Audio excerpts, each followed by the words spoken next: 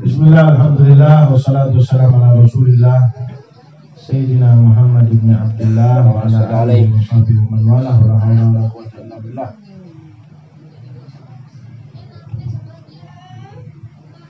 Subhanaka la ilma lana illa ma 'allamtana innaka antal alimul hakim. Rabbi shrah li sadri wa yassir li amri wa hlul 'uqdatam min lisani yafqahu qawli wa shaddid lisani bi jahin nabi wa ali amma ba'd. Alhamdulillah, segala puji syukur kehadirat Allah Subhanahu wa taala atas limpahan rahmat dan taufiknya. Alhamdulillah, Allah Subhanahu wa taala mengumpulkan kita di malam yang penuh keberkahan ini, di hari yang penuh keberkahan ini, dalam keadaan sehat wal afiat.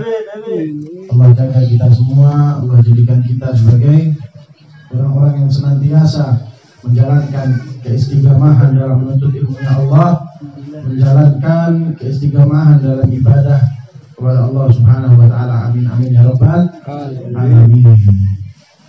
Pertemuan yang sebelumnya kita membahas tentang al-adabu fi majlisil ilm, adab-adab orang datang ke majelis ilmu. Sekarang kita masih dalam pembahasan al-adab fi majlisil ilm, adab-adabnya orang menuntut ilmunya Allah Subhanahu wa ta'ala. Jadi orang menuntut ilmunya Allah Subhanahu wa ta'ala itu harus dengan adab. Karena apa? Karena ilmunya Allah Subhanahu wa ta'ala, ilmu agama apapun itu adalah cahaya dari Allah Subhanahu wa ta'ala. Maka kalau kita mau menerima cahaya dari Allah Subhanahu wa ta'ala, kita harus menggunakan adab-adab. Agar apa kita menggunakan adab? Agar kita mendapatkan keberkahan daripada cahaya Allah Subhanahu wa ta'ala, yaitu ilmu tadi.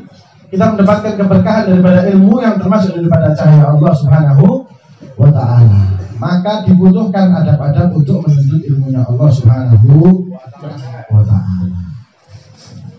Kemarin terakhir pembahasan tentang orang yang di majelis ilmu tapi tasbihan. Ya.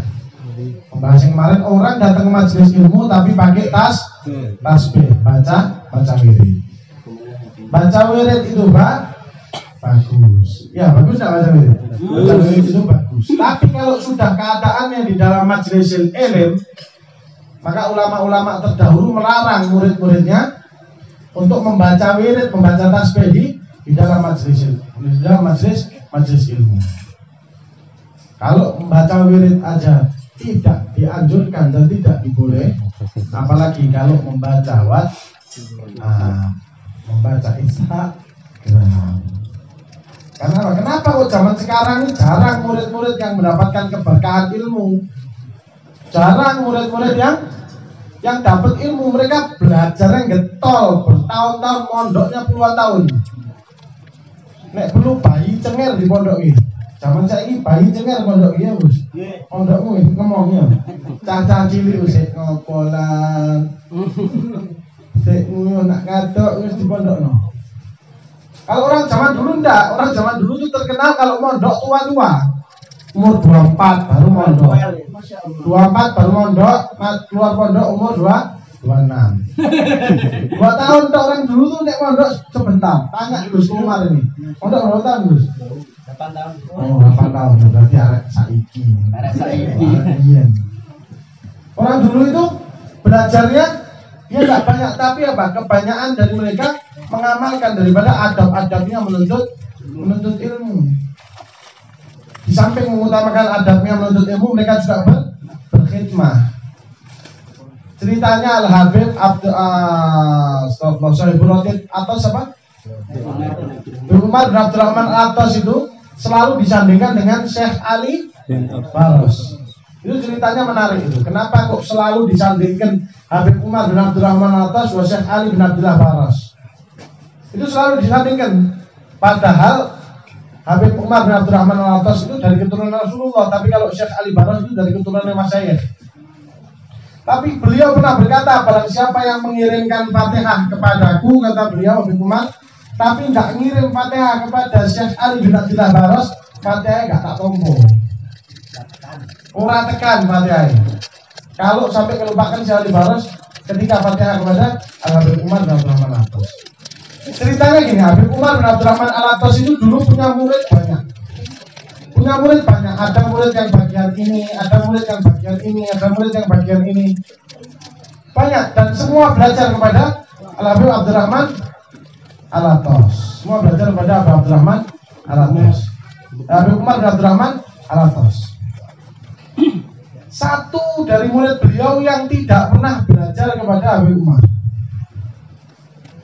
Siapa murid beliau? Syekh Ali bin Abdillah Baros. Tidak pernah sama sekali belajar kepada Habib Umar bin Abdurrahman Al-Atos. Kerjaannya ngapain? Nyuci piring, nyuci gelas, nyuci bajunya Habib Umar bin Abdurrahman Al-Atos, mijitin Habib Umar bin Abdurrahman Al-Atos. Terus kerjaannya itu toh. Nanti kalau taklim majelis taklim kayak gini, dia tidak duduk dengarkan. Dia bukan duduk dengarkan. Yang rokok dimati sih. Yang rokok dimati sih. Jadi mereka Syekh Ali Baros ketika duduk di tempat, ketika Habib Umar punya majelis taklim seperti ini, beliau tidak apa? Beliau bukan, maksudnya bukan duduk ikut taklim, tidak, cuma bagikan kopi. Nanti masuk lagi ke dapur, ribet lagi ngurusi perlengkapan yang Habib Umar bin Abdurrahman Al-Atos. Sampai murid-murid yang lain dipanggil, Syekh Ali Baros, sini om, Ali Baros dipanggil. Kau ini tidak pengen toh kayak kita orang. Kita taklim sama Habib Umar, belajar sama Habib Umar bin Abdurrahman Al-Atos. Kita dapat ilmunya Habib Umar bin Abdurrahman Al-Atos. Nah kau kita orang taklim kau cuma bagi kopi. Selesai bagi kopi tidak ikut duduk, malah isah-isah, malah ngurusi lain-lainnya.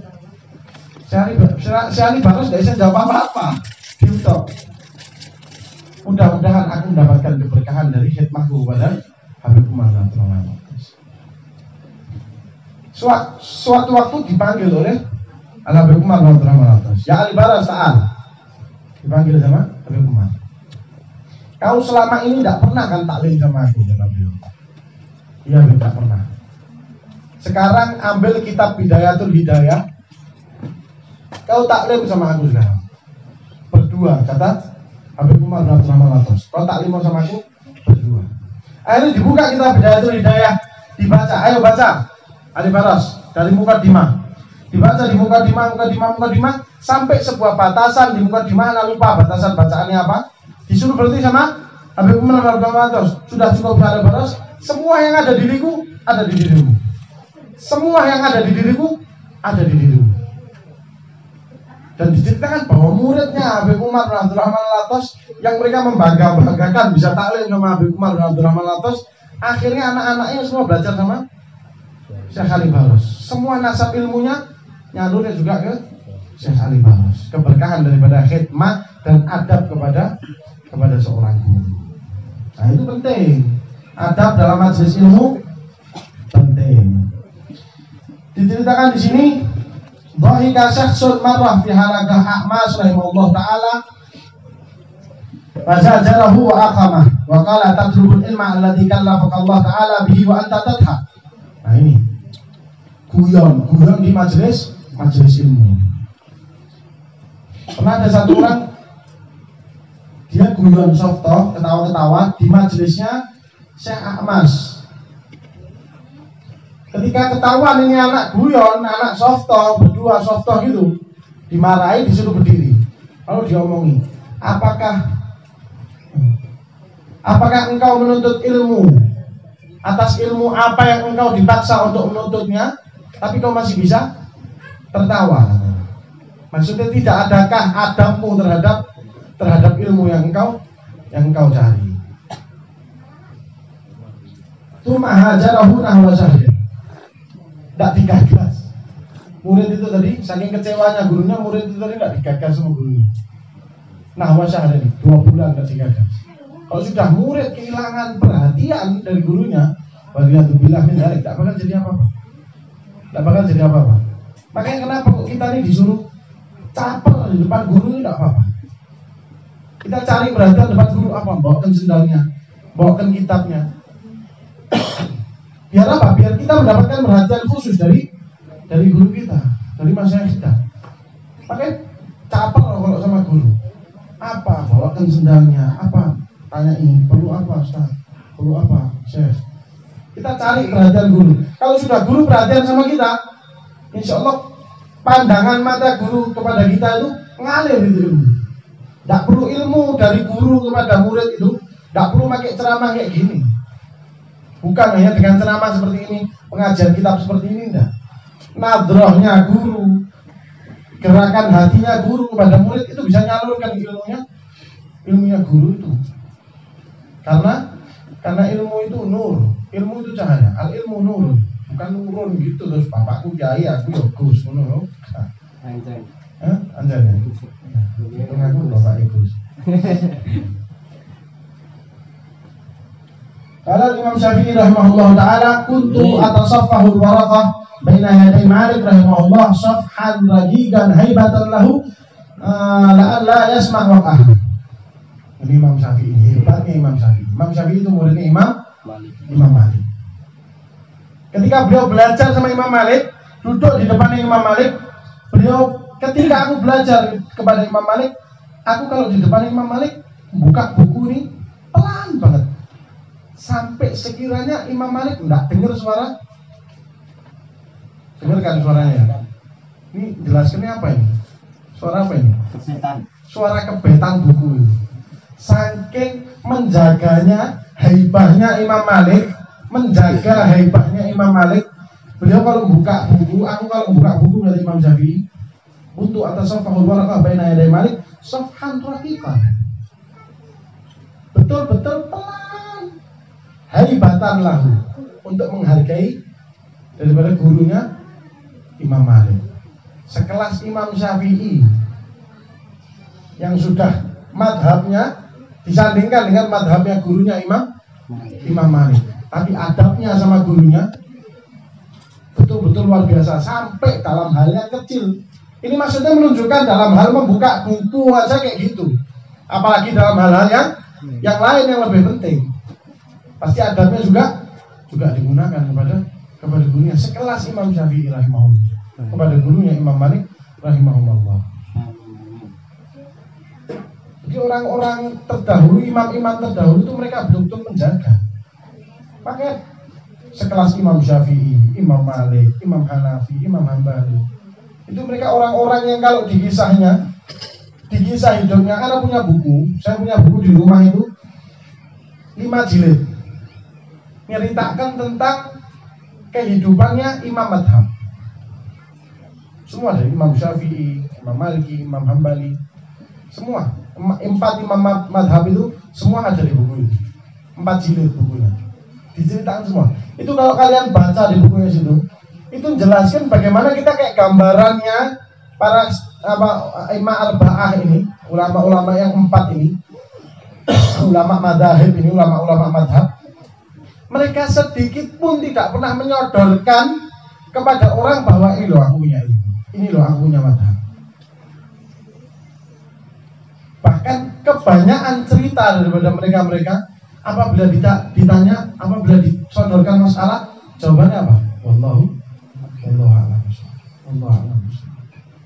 Karena apa? Karena menjaganya mereka, menjaga adabnya mereka sangat tinggi terutama kepada guru-gurunya.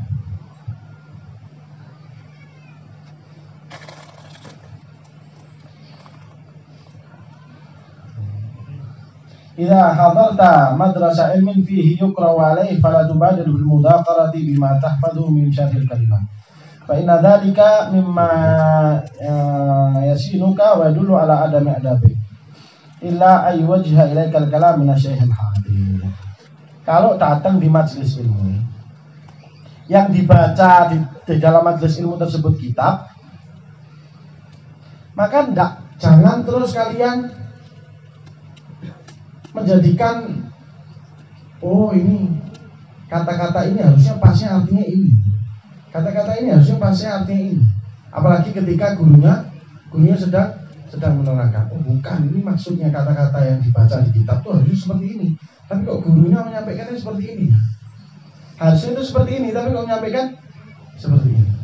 Nah, itu juga termasuk daripada adabnya orang yang menuntut ilmu. Tidak boleh kita kok ngoreksi guru kita. Oh, tadi bacaannya kayak gini, kok diartikan kayak gini, harusnya kan artinya kayak gini. Nah, itu termasuk daripada adab untuk menjaga, daripada kita menerjemahkan dengan cara kita sendiri, akan tetapi kita cukup mendengarkan apa yang disampaikan oleh guru-guru kita.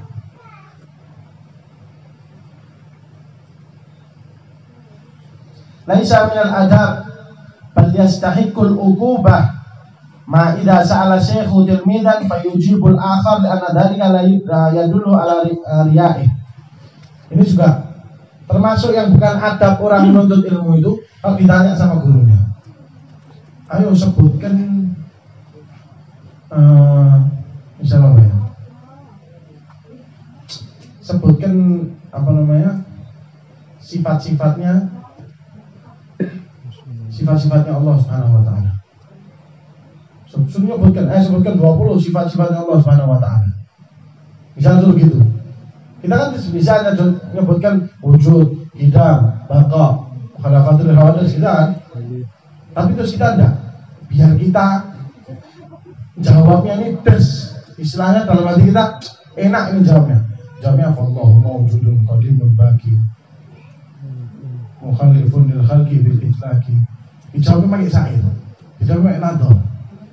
Nah, itu termasuk bukan adab. Karena apa? Karena menunjukkan kepada guru kita tentang riyaknya kita. Jatuhnya malah jadi riya. Ya wis ditanya sifatnya Allah sebutnya wujud kita, kecuali ditanyai sebutkan syair yang menyebutkan tentang sifatnya Allah. Baru jawab seperti itu. Itu juga termasuk daripada adab orang yang menuntut ilmu.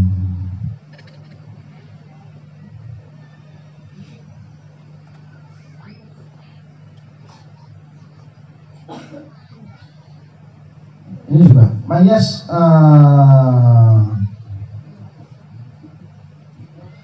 alu syekhahu yu'jizahu awliya alifa hal arafa syekhu al-jawab awla fa inna barakatal ilmi wa syekh tuslabu minhu. Juga termasuk yang bukan adab daripada orang yang menuntut ilmu, ngetes gurunya, ngetes ustadznya dengan niatan hati mau tahu nih ustadznya paham apa benar. Misal tanya ustadznya, ada pertanyaan, ada yang mau ditanyakan, tanya. Ustadz, kalau di Zubat ini disebutkan seperti ini. Itu maksudnya gimana Ustadz? Gini. Dalam hati niatan, tak dulu bisa nggak Ustadz ini jawab? Tak dulu, Ustadz ini bisa nggak jawab? Paham nggak dia tentang pertanyaan gue? Dalam hatinya mau ngetes gurunya. Mau ngetes gurunya ini paham apa enggak? Kalau tak tanya gini, dia bisa jawab apa enggak? Kalau sampai orang seperti itu, seorang murid seperti itu, fa inna barakatal ilmi wasyekh tuslabu minhu. Langsung seketika barokahnya ilmu, barokahnya guru menjauh dari dia, hilang dari murid tersebut. Waliyatubillah min. Makanya hati-hati, murid itu sama guru paling hati-hati. Paling hati-hati. Banyak kejadian dimanapun, mau di pondok, mau di luar pondok, orang yang hadir ke majelis ilmu bisa kita bedakan mana yang hadir dengan adab, mana yang hadir tidak dengan adab, di luar kelihatan. Yang hadir dengan adab di luar kelihatan. Bagaimana hasilnya dari adab mereka kepada guru-guru mereka. Yang tidak punya adab ya kelihatan di luar, khususnya yang di pondok. Anak-anak pondok itu paling kelihatan kalau sudah keluar. Maka anak pondok itu paling ketok asline nek wis spray. Nek wis liburan ngono wis ketok wis. Ketok tenan, ketok metu asline. Yo sing mutik-mutik, yo sing malaikat, yo tetep malaikat. Yo sing ning pondok kok ngono wis kok bedes nak jowo. Itu paling kelihatan. Anak pondok itu paling kelihatan. Kalau sudah keluar kelihatan ketok aslinya. Karena apa? Karena hasil dari dia di dalam pondok. Kalau dia di dalam pondok, dia adab sama gurunya, dia adab dengan majelis ilmu, adab dengan kitab, adab dengan segala macam. Maka keluarnya kelihatan. Tapi kalau sudah di dalam pondok, tak punya adab sama guru jadi rasan-rasan, maka di luar tidak jadi apa-apa. Mereka banyak ilmu, Mereka bukan tak punya ilmu ya, banyak, tapi tidak ada barokahnya. Kayak ini tadi. Fa inna barakatal ilmi wasyekh tuslab minhu. Hilang. Bukan ilmunya yang diangkat sama Allah ya, keberkahannya yang hilang. Jadi dia punya ilmu, dia paham nahu, paham sorof, paham fikih, tapi tidak bisa menjadikan dia berhasil, tidak bisa menjadikan dia bermanfaat dengan ilmu-ilmu yang mereka punya. Waliyadzubillah min. Orang yang menuntut ilmu itu paling susah. Orang yang menuntut ilmu itu paling susah, harus menjaga hati, betul-betul menjaga hati. Ya apa caranya kita mendapatkan keberkahan dari ilmu? Bukan ya apa caranya kita mendapatkan ilmu yang banyak. Ij'al ilma kamilhan wa adawaka daqiqan, itu sudah masyhur. Jadikan ilmumu itu seperti garam, wa adawaka, dan adabmu seperti tepung. Kalau orang mau bikin roti, banyak tepungnya apa banyak garamnya? Banyak tepungnya kan? Kita banyakkan tepungnya, banyakkan adabnya. Ilmunya banyakkan garam. Kebanyakan sidik kasinan. Itu adab-adab kepada guru di majelis ilmu. Terutama kepada gurunya, terutama kepada syekh. Hati-hati banget siapapun. Orang itu pasti ada orang yang dipandang. Kita semua nih pasti ada orang yang kita jadikan patokan. Apa-apa tanya sama yang kita jadikan guru itu siapapun. Apa-apa tanya. Tidak mungkin seorang tidak ada mursyid, itu tidak mungkin. Pasti ada mursyid, pasti ada pandangan. Nah, tinggal mursyidnya mereka siapa gitu aja. Banyak orang yang mursyidnya setan juga banyak. Jadi kan orang banyak. Ini orang kita punya pandangan kayak kiai-kiai kita setempat. Bahkan sama mereka sama beliau-beliau itu kita harus jaga adab kita. Termasuk adab di dalam majelis ilmu, adab itu kepada guru itu. Pernah diceritakan ada seorang murid, kalau tidak salah, maaf, muridnya Al-Habib.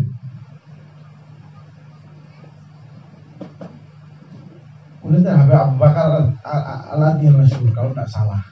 Kalau salah muridnya Habib Abu Bakar Al-Adiyah masyhur, kalau tidak salah. Maaf. Orangnya pintar banget. Betul-betul dibanggakan. Dijadikan patokan apa semua murid-murid semua tidak paham tanya sama beliau. Tanya sama dia, tanya terus. Ngajar idhofi, di pondok ini ngajar idhofi. Jadi di pondok tapi sudah ngajar kepada murid-murid yang di kelas-kelas bawahnya dia, yang kitabnya sudah dia pelajari. Ngajar, dan murid-muridnya semua ketagihan. Lebih ketagihan belajar sama murid ini tadi daripada belajar langsung sama ustadznya. Jadi kan kadang anak pondok yang paham. Anak pondok kalau tidak paham ini kitab, tidak paham ini bab, dia datang sama kakak kelas yang sekiranya pintar, minta jelaskan. Misal balaghah, misal di dalam biasanya balaghah tidak paham ya apa ini balaghah. Datang sama kakak kelas, ini apa balaghah, dijelaskan sama kakak kelas. Penjelasan itu lebih enak daripada penjelasan ustadz tadi di kelas. Ustadz muter-muter, penjelasan itu lebih enak. Nah, itu dia posisinya seperti itu. Dia bisa menjelaskan kepada murid, kepada bawahannya, kepada yang tingkat-tingkat bawahnya lebih enak daripada dijelaskan sama gurunya. Akhirnya timbul rasa sombong. Timbul rasa sombong. Kalau sudah ada timbul rasa sombong di dalam urusan seperti ini, jangan harapkan selamat. Dia merasa aku bisa lebih enak ngajarin dari Ustaz Fulan. Ustaz Fulan dipandang kata-kata, tapi aku ngajarin bisa lebih enak. Aku ngajari anak-anak ini bisa lebih enak daripada Ustaz Fulan. Cuman dengan omongan seperti itu, sombong yang seperti itu, balik ke negaranya, tidak menjadi apa-apa, bahkan tidak ada ilmunya, bahkan ilmunya merusak dia. Bahkan ilmunya merusak dia. Dia menjadikan ilmu, ya apa caranya fatwa-fatwa yang tidak dibolehkan. dengan ilmunya, bukan orang bodoh. Kalau mungkin kita dengar dia ngomong gini, fatwa misal khamr haram, bir itu haram, terus dia bikin fatwa, oh enggak, bir itu sebenarnya enggak haram, ayat Quran itu seperti ini, tafsirnya itu yang benar seperti ini, hadisnya itu seperti ini. Jadi dia ngasih semua dengan ilmunya dia, seakan-akan kita ini digemblengkan khamr itu jadi tidak apa-apa, jadi halal dengan ilmunya.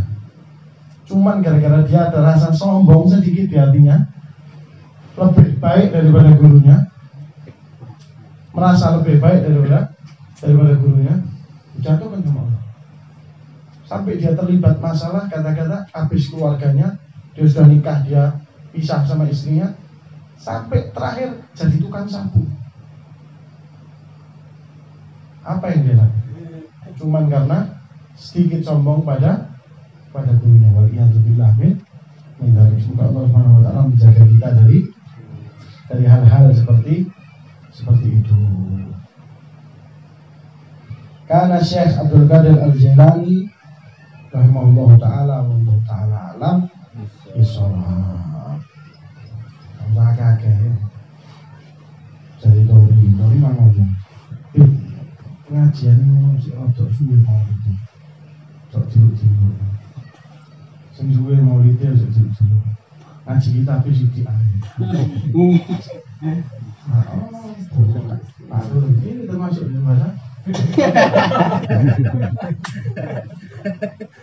Jadi ilmu itu kok obat. Ilmu itu kayak obat.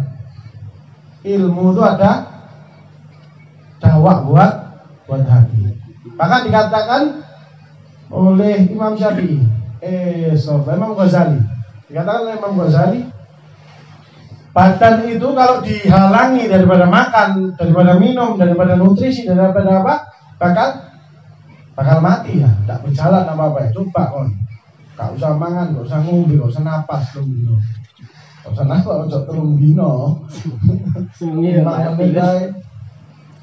Ayo, praktek. Sing tua sing prakteki yo. Begitu juga hati. Idza muni'a 'anil ilmi thalathata ayyam yamut. Kata Imam Ghazali. Begitu juga hati, kalau dia dihalangi daripada ilmu selama 3 hari, mati hati itu. Dan kalau sudah mati, hati mati, waliyadzubillah min dzalik, dikasih nasihat mental, dikasih batu, contoh batu. Batu tuh kalau dicari air terus lama-lama dekok nah. Lama-lama dekok ya. Jalan gini ya, jalan Karangawen naik kena udan terus. Malah ngono. Kan mereka aleh, ya toh. Kan tak dulu ya toh. Cocok ngomong Karangawen. Ya kan, kalau sudah kena hujan, aspal tuh kalau sudah kena hujan, dia dekok. Kerasnya kayak gitu loh. Ayo age tak kayak challenge sih, ngelotak aspal ngene nganggo tangan. Tak kayak challenge sing iso ngejur tangan beda. Oh. Berarti kan keras dia. Kalau kena air masih bisa dekok. Tapi kalau sudah hati yang keras, sudah hati yang mati, meh dikai mau idoh, meh dikai meh diruqyah, meh di apa. Ya wis mati ora iso. Urip neh. Racun bisa kesana gunane. Urip ra ono ndade, layak mutu walayah ya ora mutu ngetekno. Makanya jangan sampai kita lepas daripada pengajian, lepas daripada menuntut ilmu. Ndak ketang sithik, ndak ketang sedikit. YouTube ini kurang apa sih? YouTube ini kurang apa? Kalau bisa kita berterima kasih sama mbek sing YouTube. Ayo. Caca wis adsen untuk piro ta? Ada semua ceramah, kita mau ceramah Habib Fulan.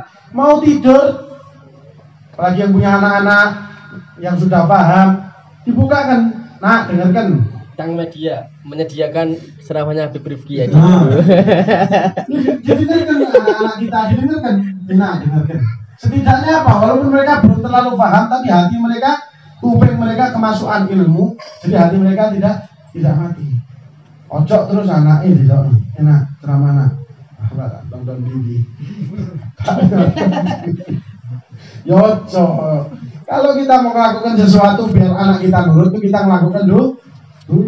Makanya dibiasakan di guru rapi-rapi. Guru rapi-rapi. Kan dibiasakan mendengarkan kajian ilmu. Oh nikmat kok, nikmat. Kalau sudah bisa merasakan rasanya ilmu itu nikmat. Oh. Jadi kalau sudah bisa merasakan nikmatnya ilmu, orang-orang dulu, orang-orang zaman dahulu itu, mereka itu kalau sudah bulan Ramadan, mereka menghindari dua. Orang-orang zaman dahulu ya, beberapa ulama salaf zaman dahulu, kalau sudah bulan Ramadan mereka tidak mengaji. Mereka ngajinya kalau sudah buka sampai sebelum adzan subuh itu mereka ngaji. Mereka tidak mau ngaji, mereka tidak mau baca kitab. Ditanya Isyuf ente siang-siang Ramadan tidak mau ngaji. Yang pahalanya berlipat-lipat ngaji di siang Ramadan tidak mau ngaji. Kenapa? Anak kalau sudah ngaji, kalau sudah baca kitab, saking lezatnya sampai mulut anak tuh kerasa manis. Mereka sudah ditaraf seperti itu. Sampai mulut anak ini kerasa kayak ada madunya. Makanya anak takut kalau anak baca kitab, anak ngaji di siang hari, takutnya ini bisa batalkan puasanya. Makanya mereka baca di malam hari sampai subuh. Saking mereka sudah ditaraf dalam merasakan nikmat yang mengaji Quran, nikmat yang mengaji ilmu Allah Subhanahu wa taala. Semoga kita dijadikan sebagai orang-orang yang bisa berada di taraf seperti itu. Kalau tidak bisa ya Allah sore titik ya. Wis gak kerasa apa-apa ya Allah, penting bisa senang hatinya, bisa farhan hatinya dengan membaca Al-Qur'an, dengan menuntut ilmunya Allah Subhanahu wa taala. Mungkin cukup sekian. Nanti pengajian selanjutnya tanggal berapa? Kita lihat. Ini kemarin mau hari Sabtu, Mas Jai. Niatnya itu mau hari Sabtu. Tapi tak pikir-pikir, anak Sabtu tak pulang, jadi tak maju.